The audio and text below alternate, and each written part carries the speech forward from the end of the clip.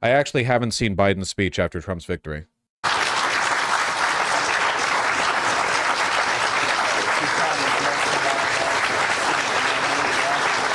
Good morning. It's bad. So is life. Good morning. Deal with it. Thank you. Please. Ooh, it's a really serious event. He's busting out the banker's pinstripes. Thank you. Good to see this cabinet and staff together here. Thank you. Collar gap? There's been no collar gap. Thank you, thank you, thank you. Please. Thank you, thank you, thank you. It's good to see you all. Particularly good to see my granddaughter sitting in the front row here. Hi, Finn. How are you, honey? For over 200 years, America has carried on the greatest experiment in self-government in the history of the world. And that's not hyperbole, that's a fact. We're the people. The people vote and choose their own leaders, and they do it peacefully. And we're in a democracy. The will of the people always prevails. Yesterday, I spoke with President-elect Trump to congratulate him on his victory. And I assured him that I'd direct my entire administration to work with his team to ensure a peaceful and orderly transition. That's what the American people deserve. It really is crazy how, like, history's perception of Biden, like, it has been shifted now in advance from he did a good job except for the Gaza thing to, like, historically bad purely because he failed to pull America away from Trump, you know? Like, it's like a truly national, like, it's a nation-defining failure. I suspect he knows. You don't subscribe to the belief that in Joe Biden's mind, it's just like Steamboat Willie playing, you know? You see that? I hope Joe Biden lives in shame of his horrific legacy. Joe Biden's thoughts. Yeah, he f***ed up colossally, and I doubt he cares. He thinks he did good. He did good by the standards of policy. Too bad no one gives a shit about policy. That's it. That's really it. With the exception of Gaza, obviously.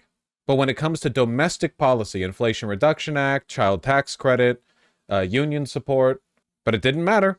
Don't forget, Franklin Delano Roosevelt did not win 4 terms in America based purely on his good policies. It was in large part because of his incredible effectiveness in uniting the country around him and the narrative that he built. The New Deal, the reconstruction efforts, everything, like the pulling out of the Great Depression, leading through World War II. It was this one continuous through line, not just of good policy, but of a strong unifying message. That was also an era of populism. Not as much as this one, but... Yesterday, I also spoke with Vice President Harris. She's been a partner and a public servant. She ran an inspiring campaign, and everyone got to see something that I learned early on to respect so much, her character. She has a backbone like a ramrod. She has great character, true character. She gave her whole heart and effort, and she and her entire team should be proud of the campaign they ran. You know, the struggle for the soul of America. You can delete this one now. Since our very founding, has always been an ongoing debate. Let everyone suffer with it. It's still vital today. I know for some people, it's a time for victory, to state the obvious. For others, it's a time of loss. Campaigns are contests. Yeah, literally. A chain of tweets, exactly my point.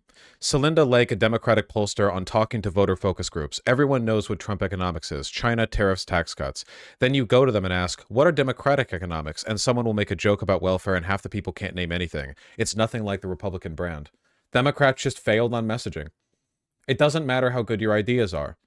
You need to drop enormous amounts of money on drilling a narrative into the heads of the people who you want to vote for you. The Democrats used to have a president called FDR who was elected 4 times in massive landslides with a program of economic populism and massive investment in infrastructure and social programs. The party elites today barely know who he was and despise everything he stood for. True! Look at that, man. 1936. FDR in 1936. Government by organized money is just as dangerous as government by organized mob. Never before in our history have these forces been so united against one candidate as they are today. They are unanimous in their hate, and I welcome their hatred. Remember the business plot? They wanted to kill FDR. The wealthy? They didn't like him. The wealthy hated FDR, but he ran the country anyway. He ran the country in opposition to them. And he won. He won harder than anyone has ever won in all of American history. No one was ever as successful a president as FDR. He was posting like Assadist numbers. I forgive him for the camps. We don't need to go that far. I'm not saying he was a perfect president. I'm only saying that goddamn did he know how to win an election. The 1930s had way more populism to today. I disagree. I think institutional trust right now is about on par with that. I think the difference is that the capital holders weren't as powerful back then as they are now. Back then, being a wealthy business magnate meant you ran a railroad or a newspaper. Nowadays, one person can control like a global social media network. Zuckerberg controls Facebook and Instagram. Elon controls Twitter. The amount of control wealthy people have and their level of coordination is unparalleled. Henry Ford had nothing on the power of modern day billionaires. The only reason we recognize Henry Ford as the titan of the industry now, like the reason we do to the extent now, is because he was like a big fish in a relatively small pond. Nowadays, billionaires stride the world. Within our lifetimes, we will see the first trillionaire. Their wealth will grow and grow and grow. Their investments will be everywhere. Everything you know, everything you see, every business you patronize, every product you buy at the store, every newspaper you read, every website you look at, all of them could be potentially owned by one person for a fraction of their net worth. Nothing else even comes close. They have never been this strong.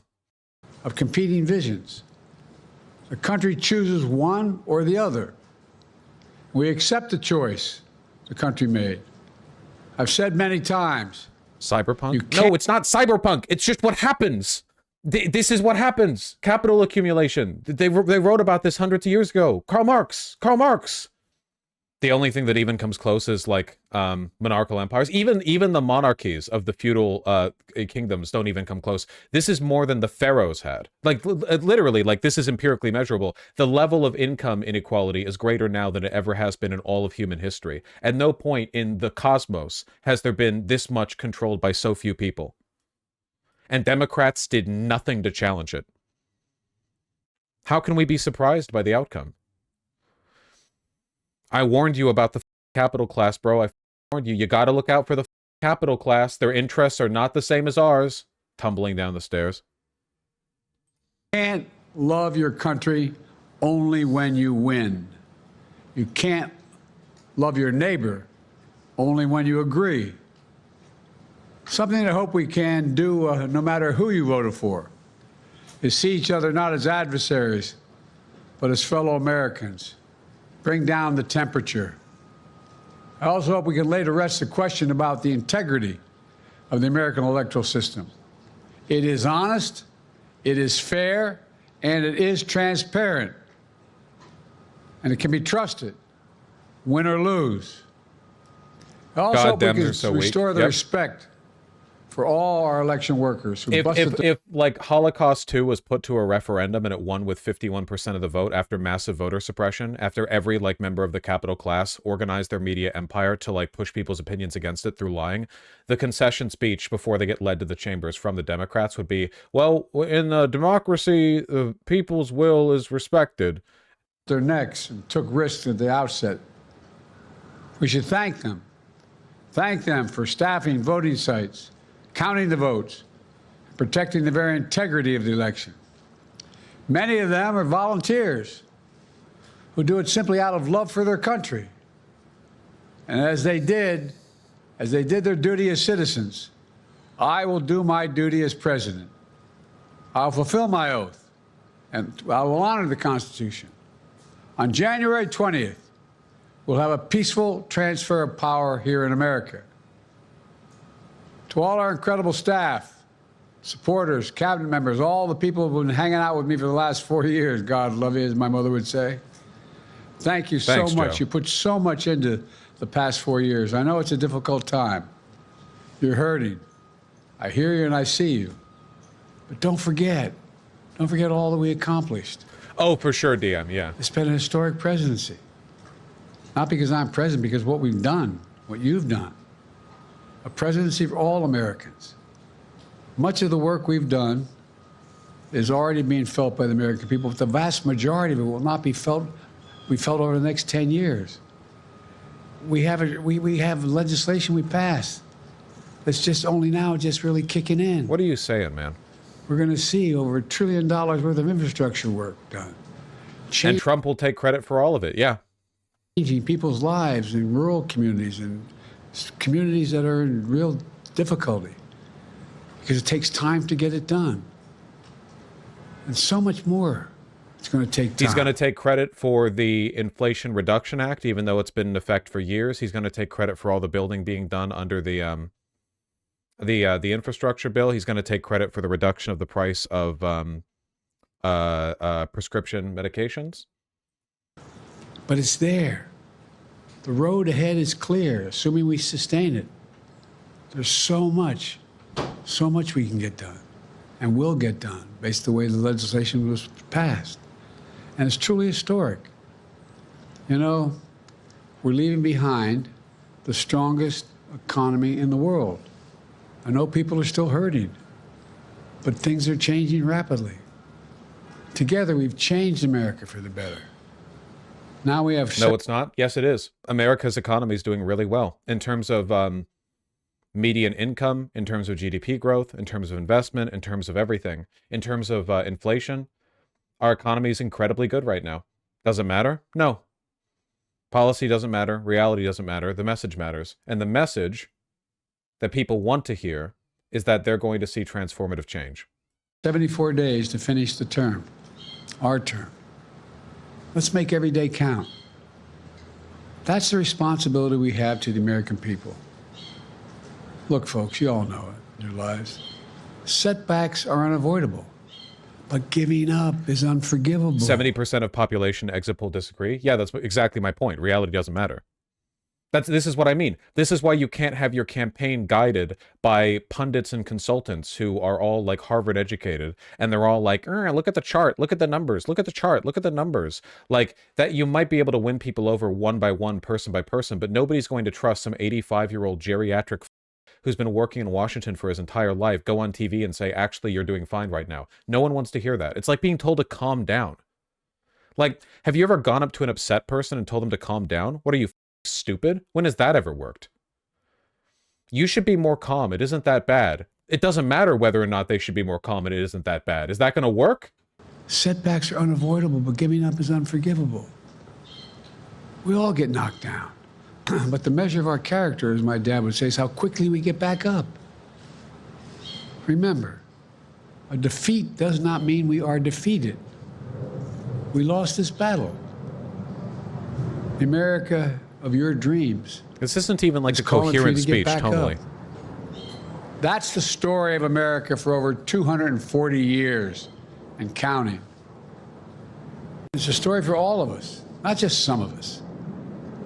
The American experiment endures. We're going to be okay, but we need to stay engaged. We need to keep going.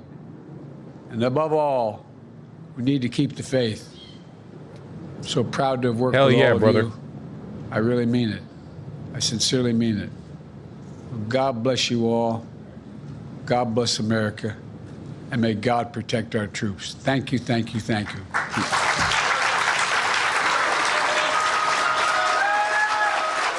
That's great.